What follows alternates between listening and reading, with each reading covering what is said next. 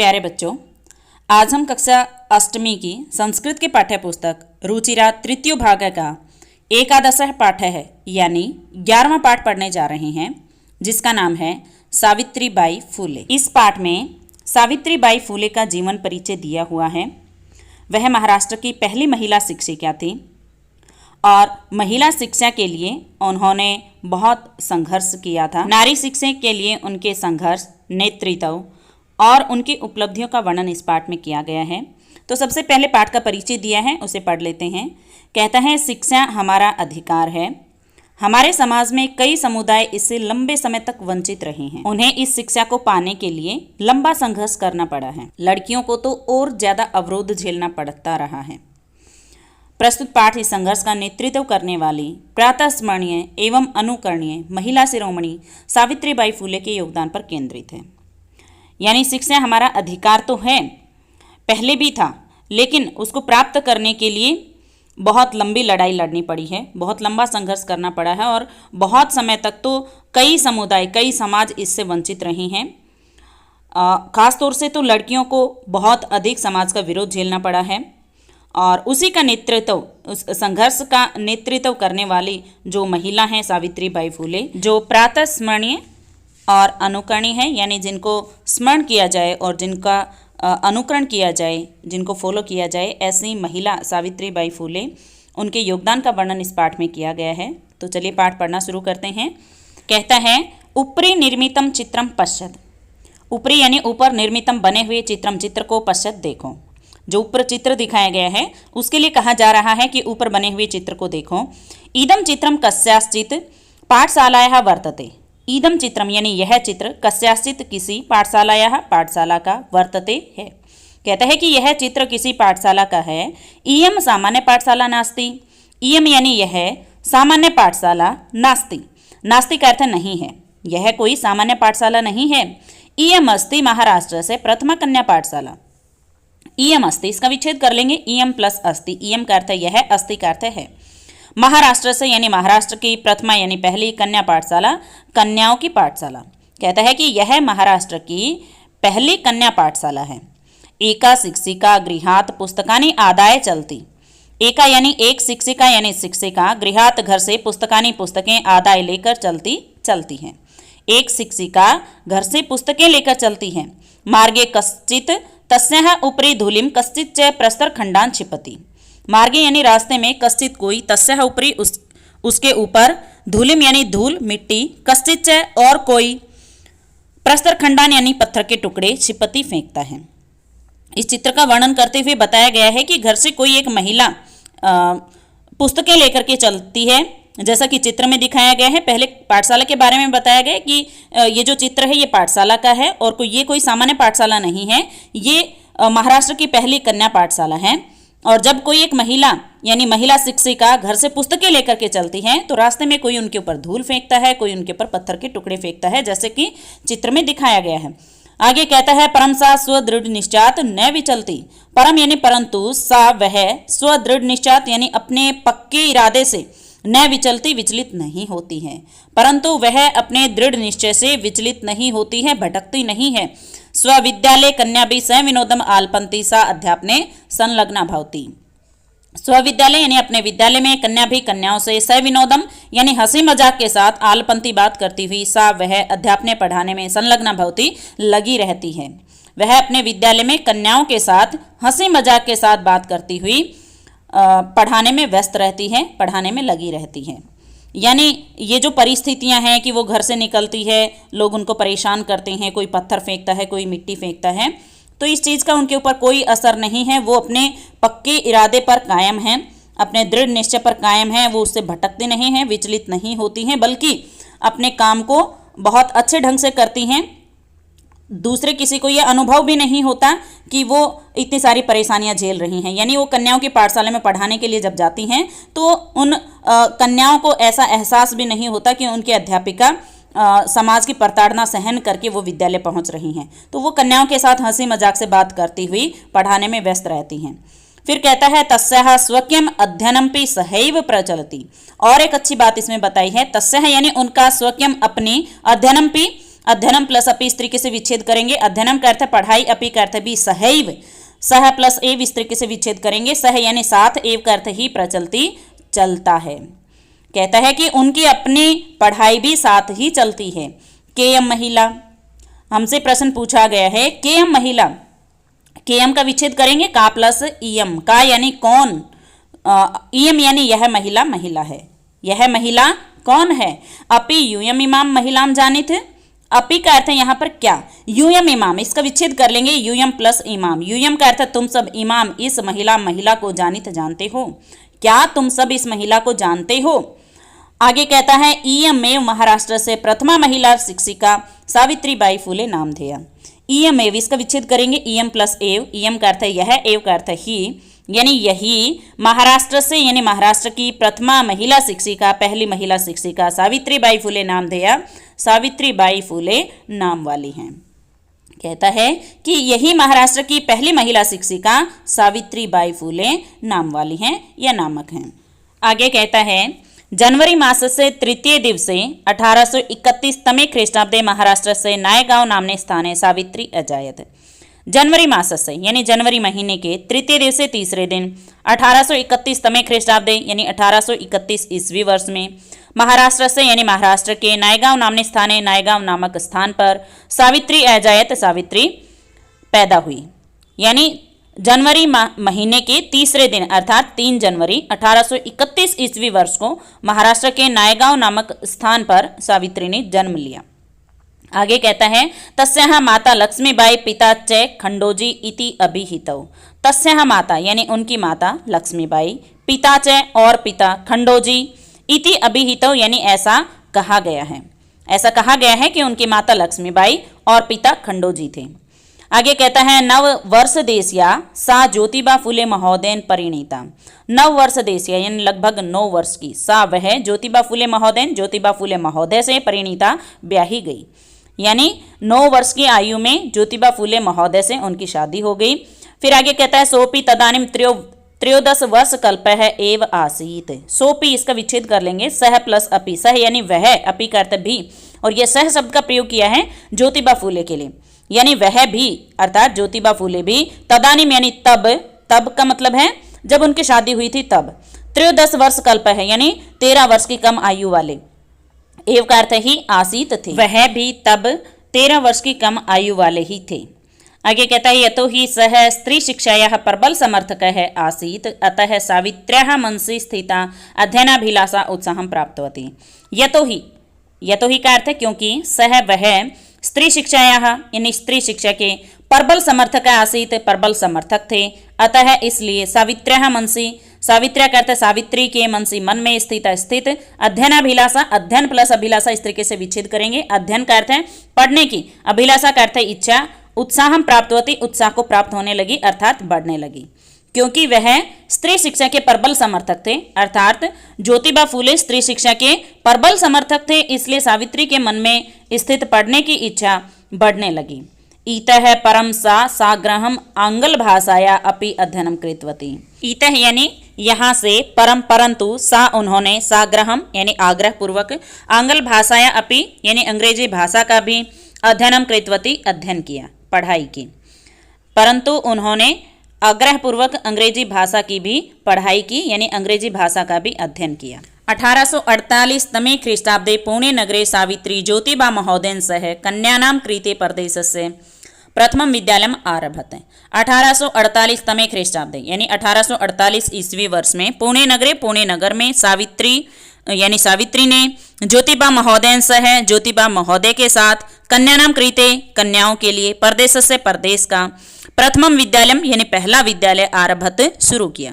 1848 ईस्वी वर्ष में पुणे नगर में सावित्री ने ज्योतिबा महोदय के साथ कन्याओं के लिए प्रदेश का पहला विद्यालय शुरू किया। तदानीम सा केवलम 7-10 वर्षीय आसीत। तदानीम यानी तब, सा केवलम, सा यानी वह, केवलम केवल, 7-10 वर्षीय यानी 17 वर्ष की आसीत थी।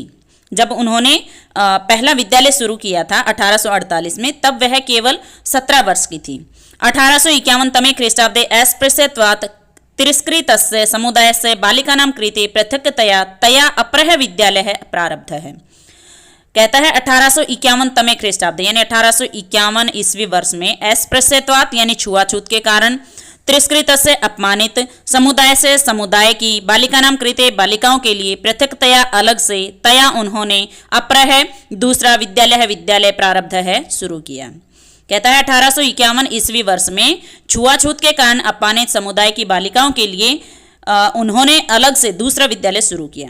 यानी एक विद्यालय तो उन्होंने 1848 में शुरू किया था जो सभी कन्याओं के लिए था, लेकिन उस समय पर समाज दो भागों में बटा हुआ था, एक निम्न वर्ग हुआ करता था और एक उच्च वर्ग हुआ करता था। तब उच्च वर्ग की बालिकाएं निम्न वर्ग की बालिकाओं के साथ छुआछूत के कारण भेदभाव किया करती थी। तो उसी चीज़ को ध्यान में रखते हुए सावित्रीबाई ने लगभग 3 वर्ष बाद यानी 1851 में एक दूसरा विद्यालय शुरू किया जो छुआछूत के कारण अपमानित समुदाय की बालिकाओं के लिए था। सामाजिक कुरीतीनां सावित्री मुखरम विरोधम अकरोत्। कहता है सामाजिक कुरीतीनां यानी सामाजिक कुरीतियों का, सामाजिक बुराइयों का सावित्री ने मुखरम यानी खुलकर विरोध अकरोत् किया। सामाजिक बुराइयों का सावित्री ने खुलकर विरोध किया। विद्वानां शिरोमुंडस्य निराकरणाय सा साक्षात् नापीते ही मिलिता। विद्वानां यानी विधवाओं की शिरोमुंडस्य सिर मुंडन की प्रथा को निराकरणाय दूर करने के लिए या रोकने के लिए सा वह साक्षात यानी खुद जाकर के नापीते ही नाइयों से मिलिता मिली। कहता है विधवाओं की सिरमुंडन की प्रथा को रोकने के लिए वह खुद जाकर नाइयों से मिली। एक समय ऐसा था, प्राचीन समय में आप देखेंगे इतिहास में आज जब आप पढ़ेंगे तो एक समय ऐसा था कि जब किसी महिला के पति की मृत्यु हो जाती थी तो उस महिला को जिंदा जला दिया जाता था। उसको सती प्रथा कहते थे। और जब सती प्रथा बंद हो गई तो उसके बाद उस महिला को सफ़ेद वस्त्र पहनाए जाने लगे और उसके सिर के बाल उतार दिए जाते थे, यानी उसका सिर मुंडन कर दिया जाता था। तो इस प्रथा को रोकने के लिए सावित्री खुद जाकर के नाइयों से मिली और उसका परिणाम क्या हुआ आगे कहता है फलता है केचन नापिता अस्याम रूढ़ौ सहभागिताम एतैजन। फलता यानी परिणाम स्वरूप केचन कुछ नापिता नाइयों ने अस्याम रूढ़ौ यानी इस रूढ़ी में, इस रिवाज में, इस प्रथा में सहभागिताम यानी भाग लेना एतैजन छोड़ दिया। उसका परिणाम ये हुआ कि कुछ नाइयों ने इस रूढ़ी में, इस रिवाज में भाग लेना छोड़ दिया। एकदा सावित्र्या मार्गे दृष्टम यत् कूपम निक्षासीर्ण वस्त्रावृताः तथा कथिताः निम्न जातीयः काश्चित् नार्यः जलम पातुम याचन्ते स्म। एकदा यानी एक बार सावित्र्या यानी सावित्री के द्वारा मार्गे रास्ते में दृष्टम देखा गया यत की कूपम निक्षा कुएं के पास शीर्ण वस्त्रावृताः तथा कथिताः निम्न जातीयः काश्चित्, ये चारों ही शब्द विशेषण हैं नार्य शब्द के। नार्य का अर्थ है नारियां यानी महिलाएं। शीर्ण वस्त्रावृता का अर्थ है फटे पुराने वस्त्र पहने हुए। तथा कथिताः यानी कुछ जानी पहचानी। निम्न जातीयः यानी निम्न जाति की, काश्चित् कुछ, नार्य यानी महिलाएं, जलम पातुम जल पीने के लिए, पानी पीने के लिए, याचनते इसमें याचना कर रही थी। एक बार सावित्री के द्वारा रास्ते में देखा गया कि कुएं के पास फटे पुराने वस्त्र पहनी हुई तथा कथित निम्न जाति की कुछ महिलाएं पानी पीने के लिए याचना कर रही थी। उच्च वर्गीय उपहासम कुर्वन्ते हैं कुपात जलोद्धरणम एवार्यन। उच्च वर्गीय है यानी उच्च वर्ग के लोगों के द्वारा उपहासम कुर्वन्ते हैं उपहास करते हुए, उनका मजाक उड़ाते हुए, कुपात यानी कुएं से, जलोद्धरणम जल प्राप्त करने के लिए एवार्यन रोका जा रहा था। उन्होंने देखा कि उच्च वर्ग के लोग उनका उपहास कर रहे थे, उनका मजाक उड़ा रहे थे और उन्हें कुएं से पानी निकालने के लिए मना कर रहे थे, उनको रोक रहे थे। सावित्री एतत् अपमानम सोढ़ुम ना शक्नोत।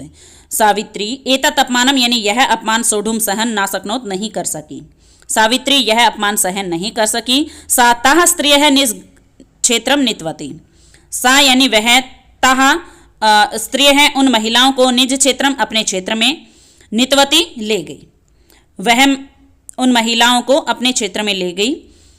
तत्र तड़ागम दर्शित्वा अकथयत् च यथेष्टम जलम नयत। तत्र यानी वहाँ तड़ागम तालाब दर्शित्वा दिखाकर, अकथयत् च का अर्थ है और च का अर्थ लेंगे अकथयत् से पहले। अकथयत् का अर्थ है कहा। वहाँ उन्होंने तालाब दिखाया और कहा यत की यथेष्टम जलम, यथेष्टम यानी इच्छानुसार, जितना मर्जी, जलम यानी जल नयत ले जाओ।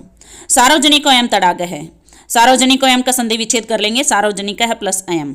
अयम का अर्थ है यह, सार्वजनिक यानी सार्वजनिक, तड़ाग यानी तालाब है, यह सार्वजनिक तालाब है। सार्वजनिक का मतलब होता है सभी के लिए। आगे कहता है अस्मात् जल ग्रहणे नास्ति जाति बंधनम। अस्मात् यानी इससे, जल ग्रहणे जल प्राप्त करने के लिए, नास्ति नहीं है, जाति बंधन जाति का बंधन। कहती हैं कि यहाँ से जल ग्रहण करने के लिए जाति का बंधन नहीं है। तया मनुष्याणाम समानतायाः स्वतंत्रतायाश्च पक्ष है सर्वदा सर्वथा समर्थित है। तया यानी उन्होंने, मनुष्याणाम मनुष्यों की समानताया यानी समानता का, स्वतंत्रतायाश्च इसको विच्छेद करेंगे, स्वतंत्रताया प्लस च, च का अर्थ लेंगे स्वतंत्रताया शब्द से पहले च का अर्थ है, और स्वतंत्रताया का अर्थ है स्वतंत्रता के, पक्ष यानी पक्ष का, सर्वदा हमेशा सर्वथा सभी तरह से समर्थित है, समर्थन किया। उन्होंने मनुष्य की समानता और स्वतंत्रता के पक्ष का हमेशा सभी तरह से समर्थन किया। महिला सेवा मंडल, शिशु हत्या प्रतिबंधक गृहम इत्यादीनां संस्थानां स्थापनायां फूले दंपत्योः अवदानं महत्वपूर्णम। महिला सेवा मंडल, शिशु हत्या प्रतिबंधक गृह इत्यादि नाम का अर्थ है इत्यादि, संस्थानाम संस्थाओं की, स्थापनायाम स्थापना में, फूले दंपत्योः यानी फूले दंपत्यों का मतलब है पति पत्नी, पति पत्नी का, अवदानम का अर्थ है योगदान, महत्वपूर्णम महत्वपूर्ण है। ये दो संस्थाओं के नाम दिए हैं यहाँ पर, महिला सेवा मंडल, शिशु हत्या प्रतिबंधक गृह इत्यादि संस्थाओं की स्थापना में फूले दंपत्ति का यानी फूले पति पत्नी का योगदान महत्वपूर्ण है। सत्यशोधक मंडलस्य गतिविधिषु अपि सावित्री अतीव सक्रिय आसीत्। सत्यशोधक मंडलस्य यानी सत्यशोधक समाज की, ये सत्यशोधक समाज की स्थापना की थी ज्योतिबा फूले ने। आगे कहता है गतिविधिषु यानी गतिविधियों में, अपि का अर्थ भी, सावित्री, अतीव का अर्थ अत्यधिक, सक्रिय आसीत सक्रिय थी।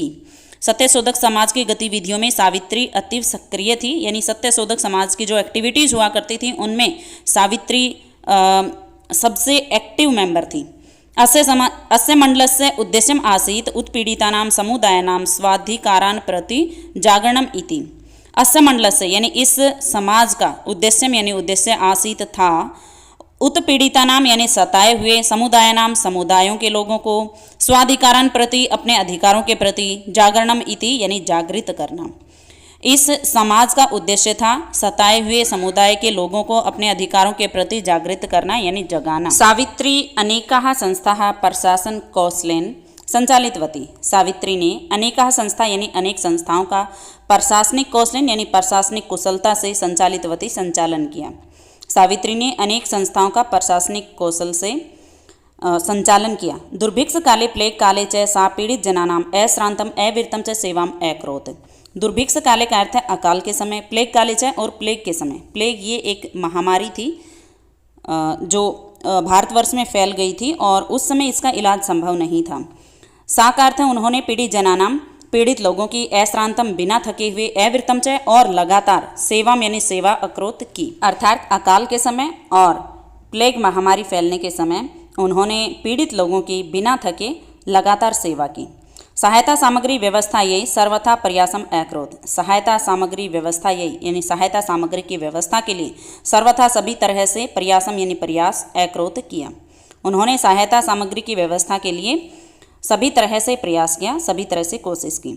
महारोग प्रसार काले सेवारता सा स्वयं असाध्य रोगेण ग्रस्ता 1897 तमे ख्रीष्टाब्दे दिवंगता। महारोग प्रसार काले यानी महामारी फैलने के समय सेवारता सेवा में लगी हुई, सा वह स्वयं यानी खुद, असाध्य रोगेण ग्रस्ता यानी असाध्य रोग से ग्रस्त होकर, अर्थात ऐसी बीमारी जिसका इलाज संभव ना हो, ऐसी बीमारी से ग्रस्त होकर 1897 तमे ख्रीष्टाब्दे 1897 ईस्वी वर्ष में दिवंगता यानी मृत्यु को प्राप्त हुई।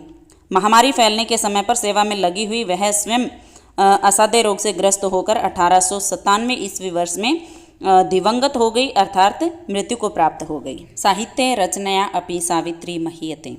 साहित्य रचनाया यानी साहित्य रचना में अपि भी सावित्री महीयते यानी बढ़ चढ़कर हैं। साहित्य रचना में भी सावित्री बढ़ चढ़कर हैं। तस्याः काव्य संकलन द्रव्यम वर्तते काव्य फूले सुबोध रत्नाकर चेति। तस्य यानी उनके, काव्य संकलन द्रव्यम 2 काव्य संकलन यानी 2 कविता संग्रह वर्तते हैं और वे नाम दिए हैं आगे काव्य फूले, सुबोध रत्नाकर, चेती का विच्छेद कर लेंगे, च प्लस इति, च का अर्थ लेंगे, सुबोध रत्नाकर से पहले च का अर्थ होता है और इति यानी इस तरह से। उनके 2 काव्य संकलन हैं काव्य फूले और सुबोध रत्नाकर। भारत देशे महिलोत्थानस्य गहनावबोधाय सावित्री महोदयायाः जीवनचरितम अवश्यम अध्येतव्यम। भारत देशे यानी भारत देश में महिलोत्थानस्य, महिला प्लस उत्थानस्य इस तरीके से विच्छेद करेंगे, यानी महिलाओं के उत्थान का, गहनावबोधाय गहराई से अध्ययन करने के लिए, सावित्री महोदयायाः यानी सावित्री महोदया का, जीवन चरितम यानी जीवन चरित्र, आवश्यम यानी अवश्य अध्येतव्यम पढ़ना चाहिए, अध्ययन करना चाहिए। भारत देश में महिलाओं के उत्थान का गहराई से अध्ययन करने के लिए सावित्री महोदया का जीवन चरित्र अवश्य पढ़ना चाहिए। और इसी के साथ पाठ का हिंदी अनुवाद पूर्ण होता है। अगर किसी विद्यार्थी को पाठ के अनुवाद से संबंधित कोई डाउट है तो कृपया कमेंट बॉक्स में लिख करके अपना डाउट अवश्य पूछें। वीडियो देखने के लिए आप सभी का बहुत बहुत धन्यवाद। अगर वीडियो पसंद आए तो वीडियो को लाइक करें, शेयर करें और चैनल को सब्सक्राइब करना बिल्कुल ना भूलें। धन्यवाद।